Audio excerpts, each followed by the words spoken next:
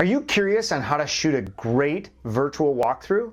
I got 3 tips for you. Stay tuned. I'm finally facing it all, fearless.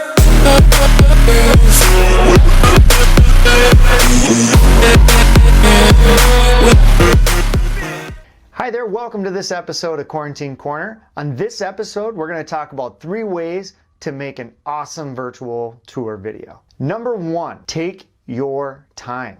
Going through the home at a nice pace, similar to what you would do when you actually physically walk through a home, is going to be super important.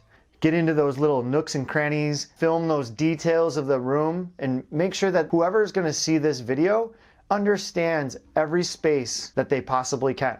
Number 2, be authentic. The biggest thing with these virtual tours is they are a substitute for physical showings. So unfortunately, they got to show the good, bad, and the ugly of the listing. If you tend to hide anything, or you over edit the video, or you try to make it cinematic, it's going to turn buyers off and they're not going to trust the video. So my recommendation would be to keep those videos authentic, make it feel like they were physically there walking the home. And finally, number 3, narration. Whether you're the listing agent or the buyer agent, it is imperative that you are describing what is happening in the video for your clients. We are professionals. We describe properties for a living.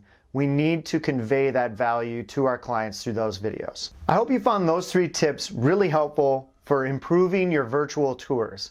There's many more tips, and I'd be happy to share those with you. Go ahead and comment below if you'd like 3 more. Until next time, quarantine safe and go Team Kirk. I'm finally facing it all.